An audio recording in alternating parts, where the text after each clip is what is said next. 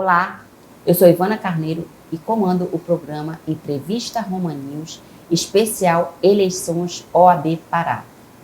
Hoje eu estou aqui com os candidatos da chapa Vamos Mudar a OAB, o candidato a presidente Sávio Barreto e a candidata a vice Brenda Araújo.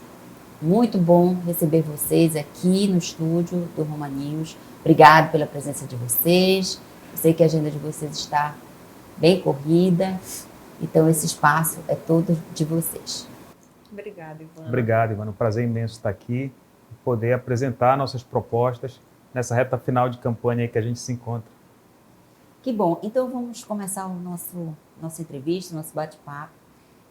E eu quero que os espectadores e os eleitores de vocês conheçam um pouco mais sobre cada um. Quem é Sávio Barreto? Ivana, Sávio Barreto, advogado, pai, marido.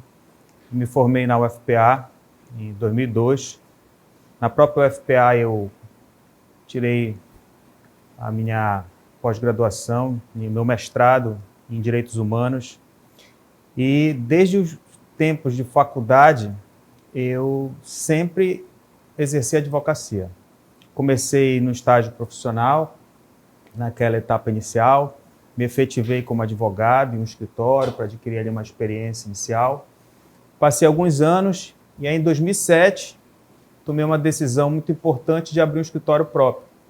Passei por todas as dificuldades inerentes a essa atividade empreendedora, aquele crescimento gradual, né? E hoje estou aqui, né? Graças a Deus fui evoluindo durante a carreira, com todas as dificuldades, evidentemente, e cá estou como candidato à presidência da Ordem, essa instituição que eu tanto amo. Me orgulho muito de estar aqui hoje. Um candidato advogado que está... Sua camisa. Está vivendo o dia a dia da advocacia. É isso aí. E Brenda, quem é Brenda Araújo?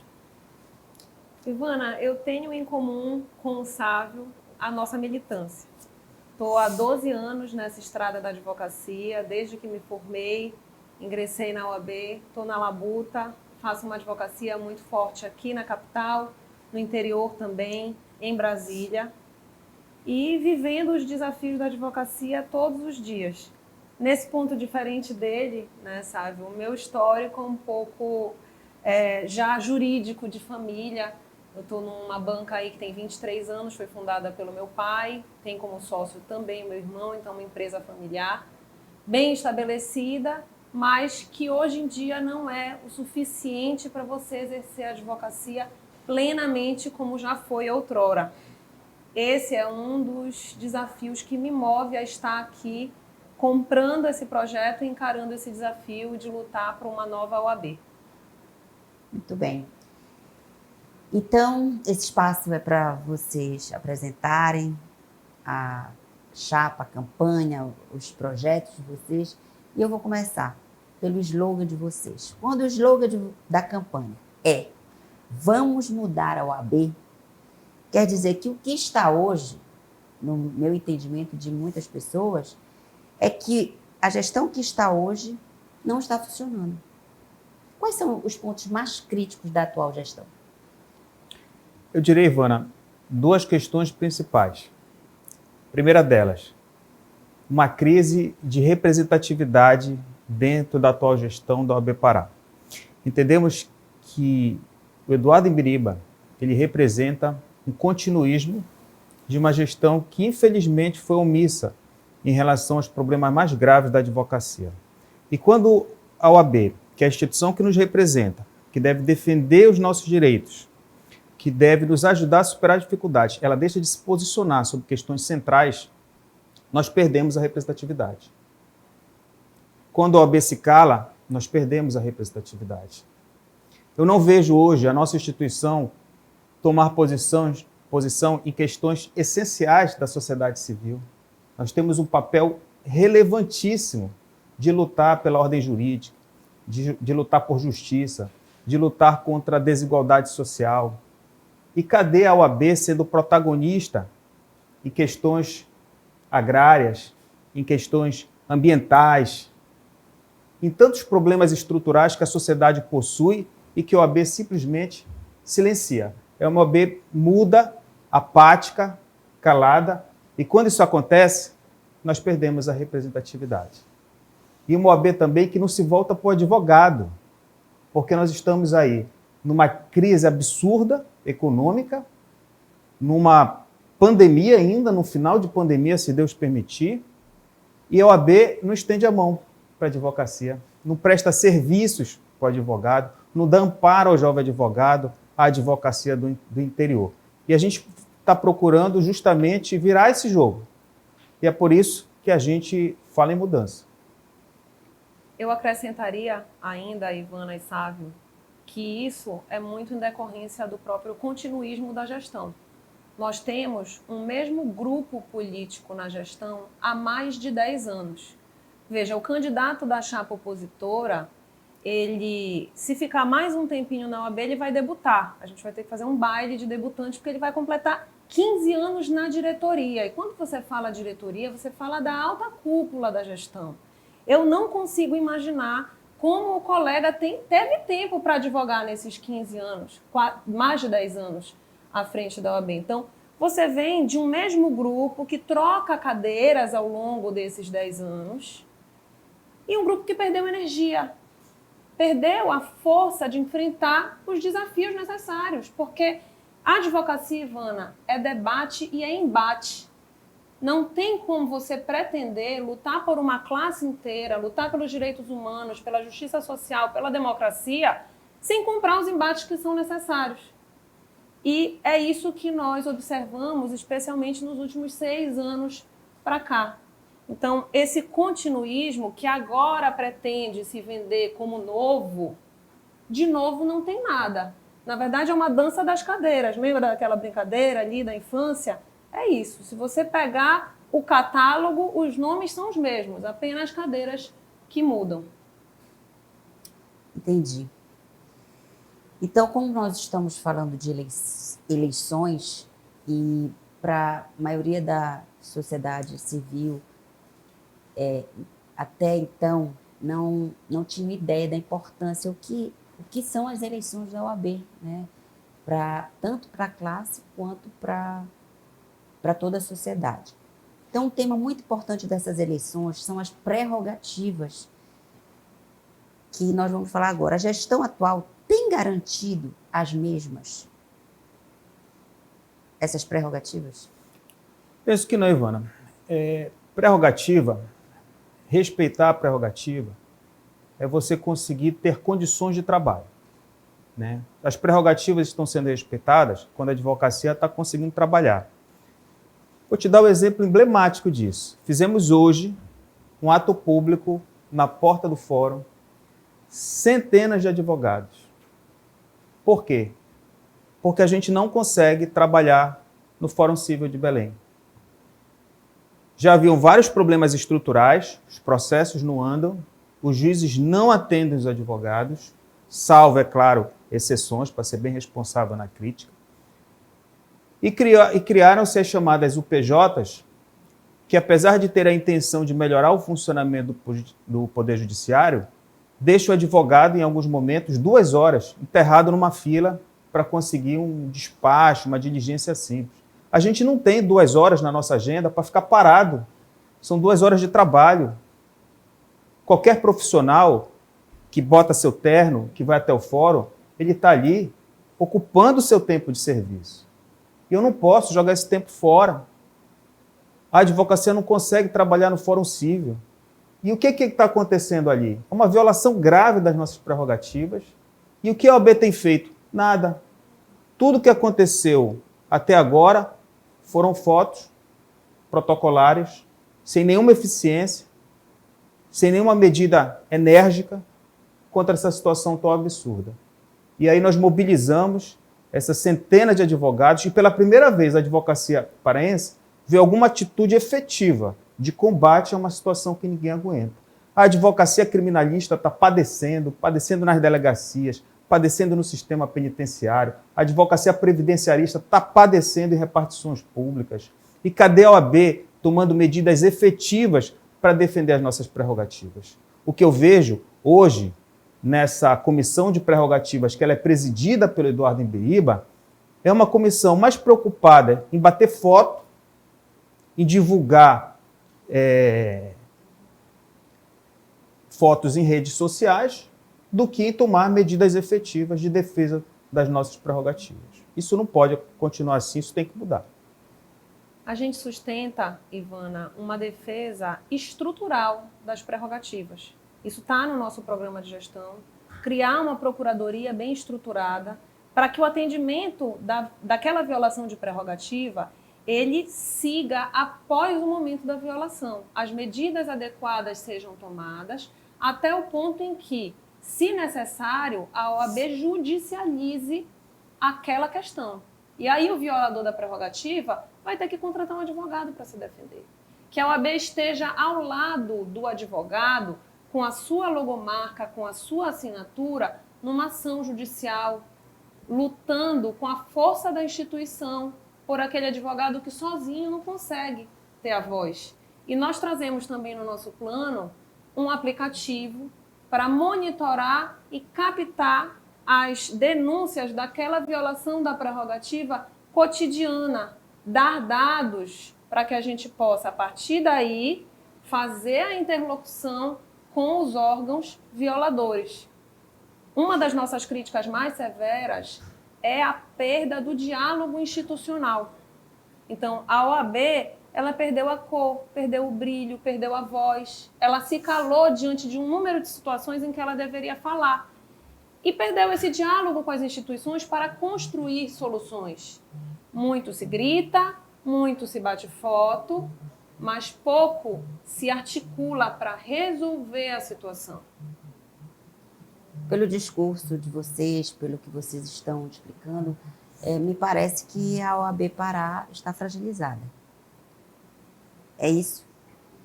Fragilizada institucionalmente e também fragilizada na defesa da advocacia. Ela está frágil na defesa da sociedade e também da classe.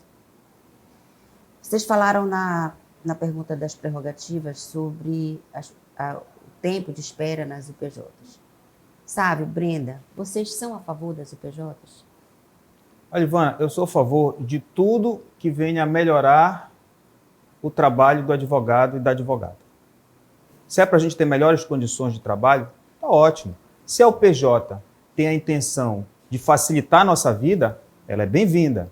Mas o que aconteceu na UPJ, implantada aqui pelo Tribunal de Justiça, sem um planejamento necessário, sem ouvir a advocacia, foi um caos.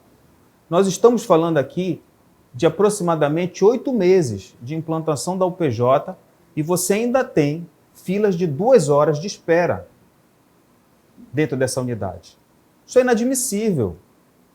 Se fosse um mês de implantação, porque é necessário, em razão justamente desse período de transição, tudo bem, a gente teria que ser compreensivo, já que aquilo seria supostamente para ter uma melhora. Mas não é o que aconteceu. As UPJs não tiveram uma programação adequada, foram implantadas dentro de um período muito grave da pandemia e penalizou a advocacia. Eu diria mais, penalizou também o servidor do Poder Judiciário, que está reclamando da forma como essa implantação ocorreu. Eles também estão penalizados. A culpa não é deles, a culpa é de gestão. Esse enfrentamento ele deveria ter sido feito com a gestão do Tribunal de Justiça, em razão da forma como essa implementação ocorreu, mas infelizmente, como eu disse inicialmente, nenhuma medida efetiva foi tomada, nem sequer uma medida enérgica de repúdio foi feita pela atual OAB. E a advocacia ela não aceita isso, ela está inconformada com essa omissão, né, com essa covardia da nossa instituição em enfrentar um problema tão grave. Veja, o Poder Judiciário, a advocacia e o jurisdicionado fazem um tripé para o sistema de justiça, dentre outros atores muito relevantes. Mas sem esses três, o sistema de justiça não se sustenta. Então, a advocacia ela tem que andar de mãos dadas com o Poder Judiciário para chegar na prestação jurisdicional eficaz, efetiva, atender o seu João, a dona Maria e dar para eles o direito que é pleiteado. A instalação das UPJs sacrificou sobremaneira a advocacia civil.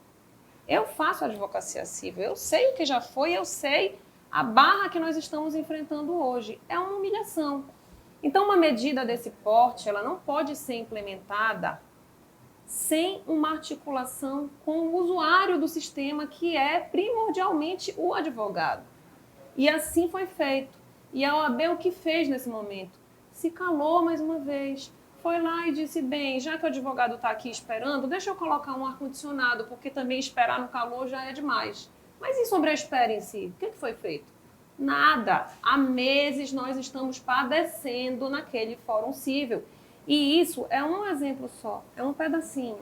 O que o Sávio falou aqui mais cedo, hoje nós tivemos um ato no fórum, levamos centenas de pessoas. Hoje a gente é uma chapa estruturada que representa milhares de advogados no estado do Pará. Nós gozamos dessa força para mostrar qual vai ser a marca da nossa gestão.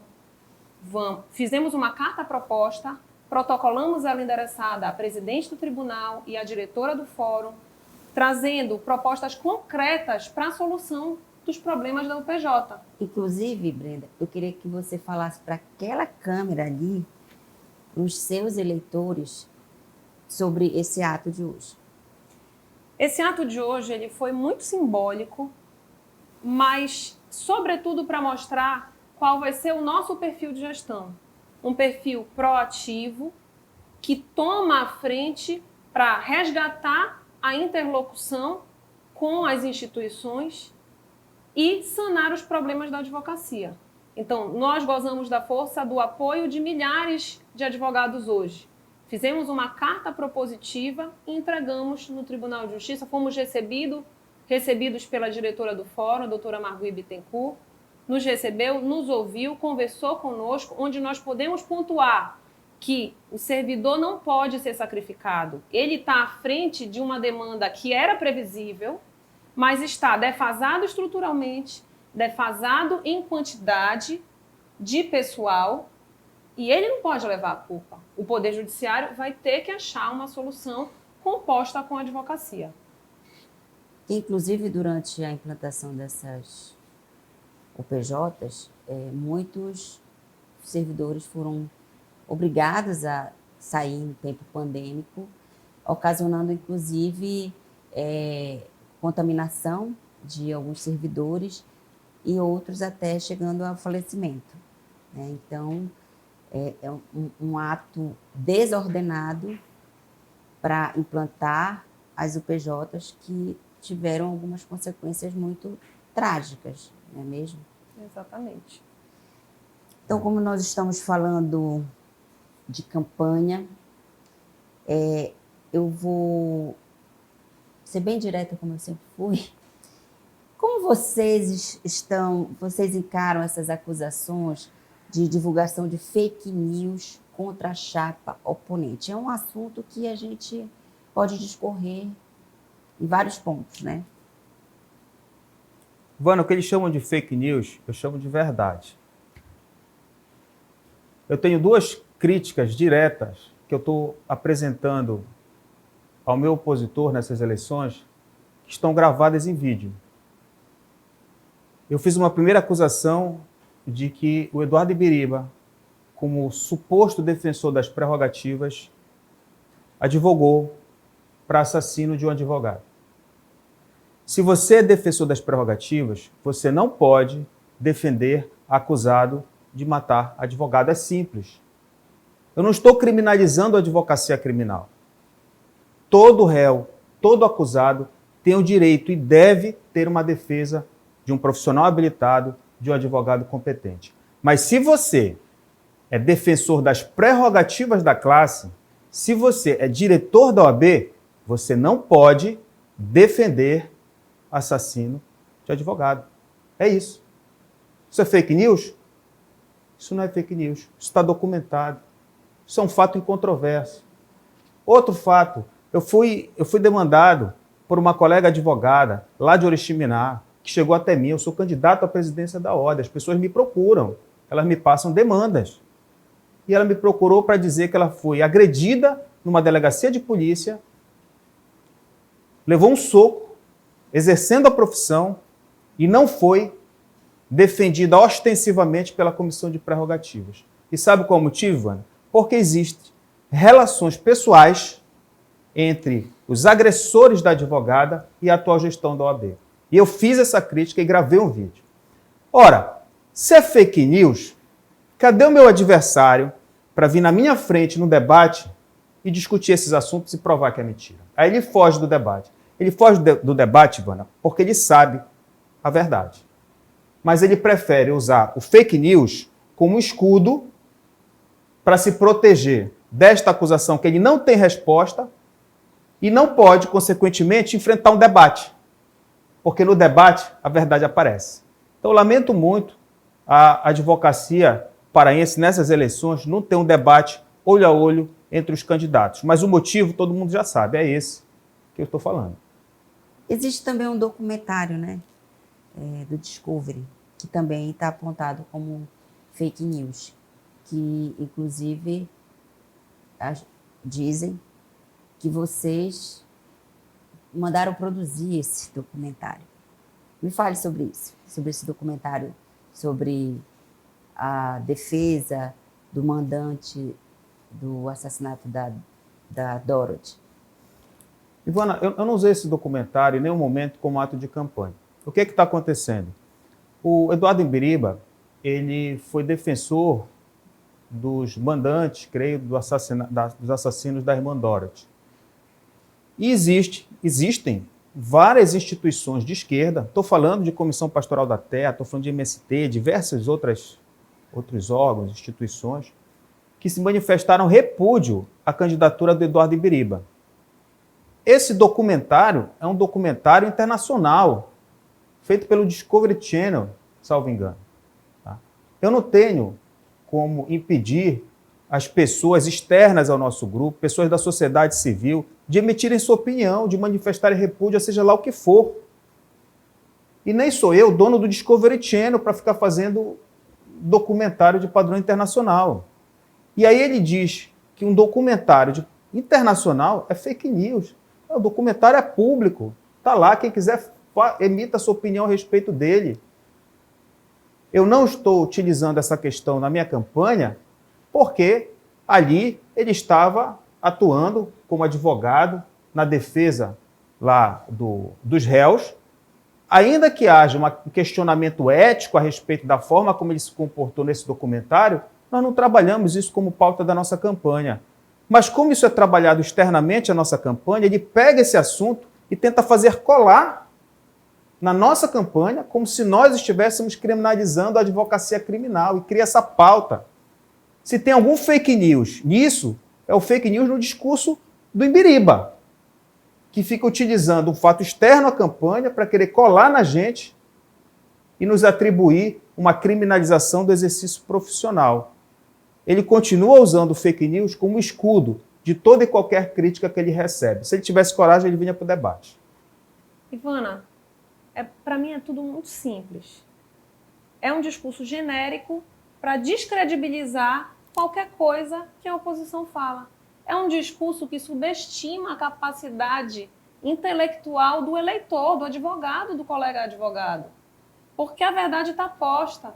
Como o Sávio falou, não somos nós que estamos falando, são 15, 20 entidades de movimentos sociais, é o Discovery Channel, são as provas, é o ofício que o Ministério Público mandou para a OAB questionando, vocês não vão fazer nada com relação à violação da prerrogativa de uma advogada que foi agredida? Há documentos, há fatos.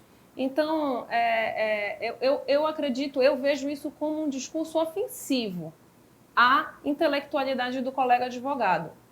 Existe a advocacia criminal e existe a advocacia criminal ética, que é esperada do advogado.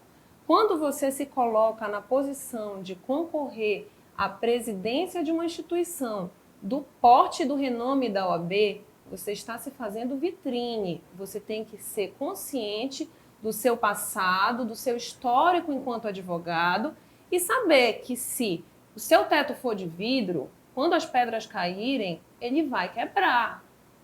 É assim, são as regras do jogo. É muito claro, eu acho que o colega fez uma opção de concorrer e se ele tem uma história que fala por si, essa história vem à tona. O que não é correto é imputar a pecha de fake news, que a gente já viu como isso foi tratado no âmbito político-partidário, para descredibilizar um discurso que é fato, é verdade. Nós somos veementemente contra a fake news, pelos nossos princípios. Agora, se o adversário imputa essa pecha a nós, cabe ao colega advogado, ao nosso eleitor, falar por si, avaliar as provas e tomar sua decisão para no dia 18 votar 38. Falando em votar, como funcionarão as eleições do dia 18 de novembro, já que haverão eleições nas subseções? Existem subseções em todos os municípios? Sim, são 26 subseções em todo o estado do Pará. Quem vota na capital, vota apenas para a presidência da seccional. Quem vota nas subseções vai escolher o presidente da subseção e vai votar também para a presidência da seccional. É importante, o voto é eletrônico, até através de urna eletrônica, e é importante dizer que aqui em Belém a votação vai ser no Centur, não será mais lá no casarão da OAB. Tá, mas assim, vamos dizer que eu advogue num município que eu não tenho subseção. Eu tenho que me deslocar até um outro município que tem uma subseção. Então, o voto ele é estritamente pela urna eletrônica, não existe esse voto online. Não. E de que forma a gente pode garantir que esses advogados que não têm subseção de seus municípios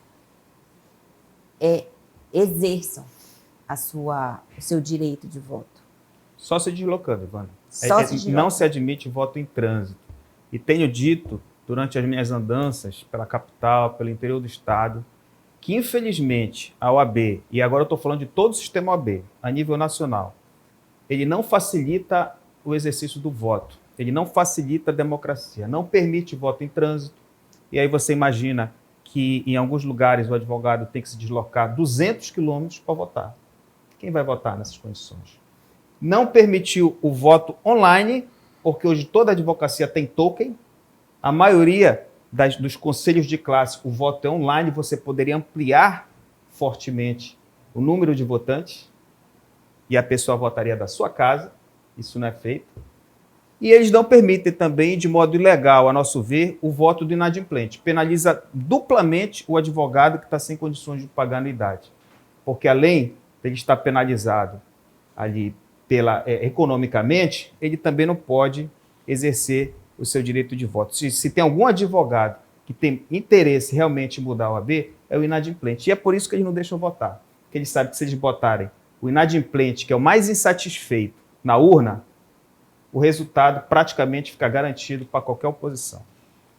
Eu vou fazer uma pergunta que também pode esclarecer os eleitores de vocês. Assim, vamos dizer que a grande maioria dos advogados hoje do estado do Pará sejam inadimplentes. Não existe nenhuma forma desses advogados começarem a pagar, por exemplo, olha, eu quero parcelar de 10 vezes, eu quero parcelar no boleto, eu tive um ano pandêmico que eu fiquei com dificuldades. Essa falta de... essa regra, você está inadimplente, você não vota. Você não acha que isso é tirar o direito do advogado de exercer a sua, vamos dizer, a sua função como advogado por conta da ordem? Porque, tipo assim, eu sou eleitor, eu preciso votar para poder concorrer a um cargo público, mas eu não estou inadimplente. O Brasil, metade do Brasil está inadimplente, mas ele tem direito de votar. Isso não caberia também para uma ordem, para um CRM, para as outras? Porque a gente está saindo Saindo não, nós estamos ainda em pandemia, né? Porque não acabou, está diminuindo, mas não haveria como abrir uma exceção para esses advogados? Nós tentamos através de uma ação judicial.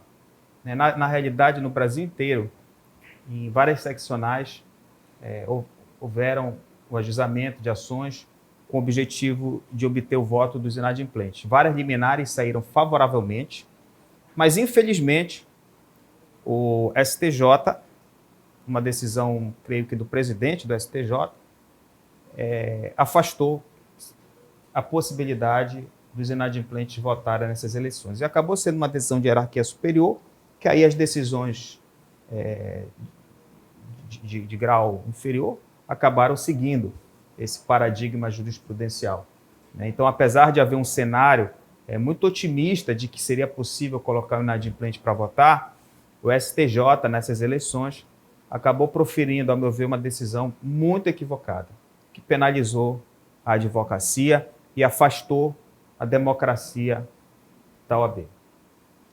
Vocês têm ideia se tem mais inadimplentes do que adimplentes nesse pleito? 50%, né, Brenda?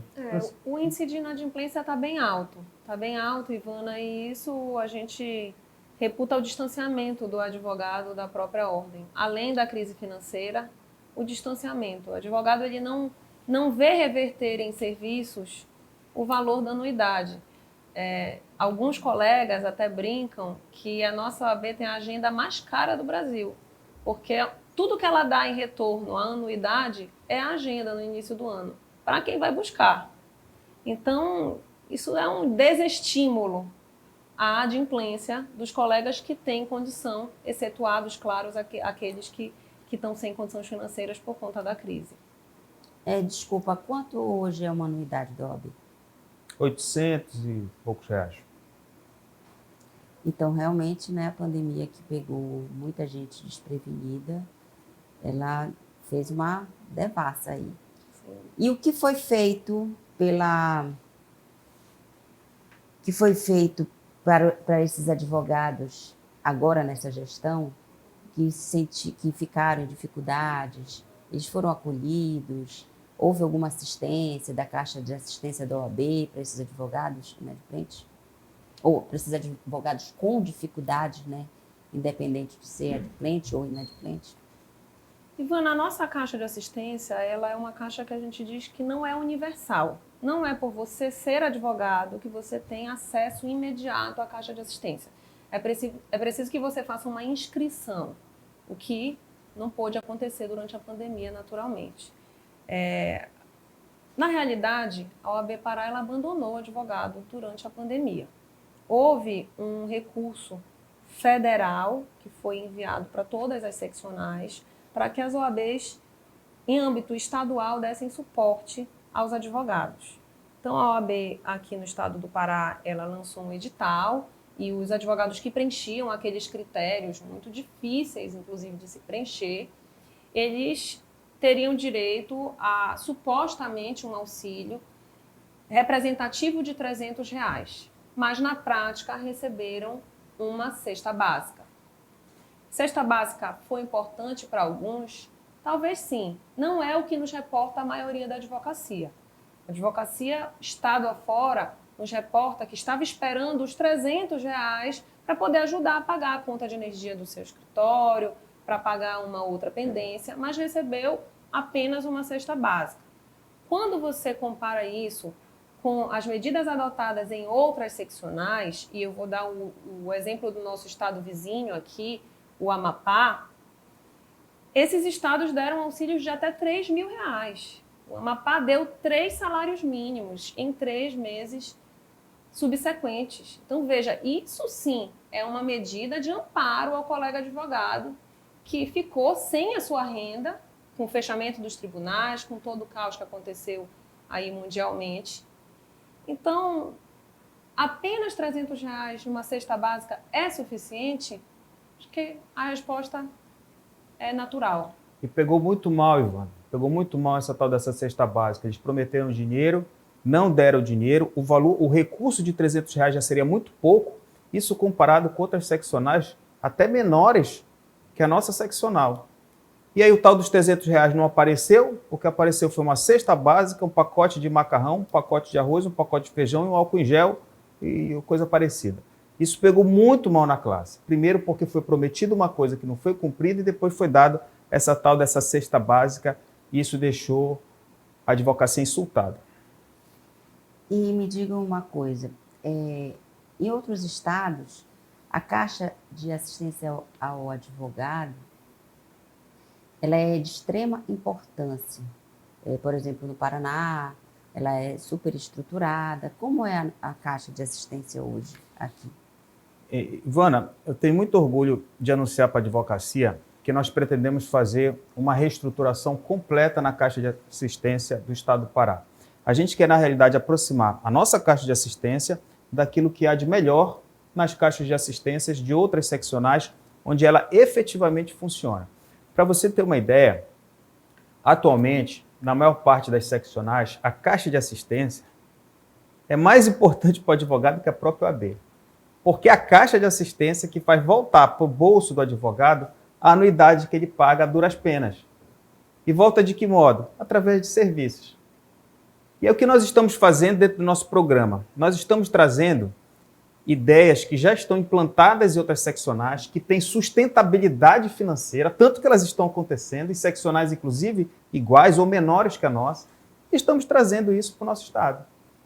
É a questão do escritório Belém, que é uma estrutura completa de escritório, para aquele advogado iniciante que não tem condições ainda de pagar um aluguel, uma secretária, energia elétrica, ele vai ter toda a estrutura de um escritório, vai poder usar aquilo de graça até um determinado uso, e poderá, caso ele queira fazer daquilo um escritório próprio, permanente, pagar um custo subsidiado para aquilo ter uma sustentabilidade econômica. A ideia da creche é no mesmo sentido, né? Vamos ter uma creche, aquela advogada que quer fazer uma audiência rapidamente, deixar o filho no lugar seguro, deixa na creche, não precisa pagar. Mas se quiser usar a creche de modo permanente, e aí a OAB não teria condições de dar creche para toda a advocacia, ela vai pagar um custo subsidiado, porque a Caixa não tem fins lucrativos.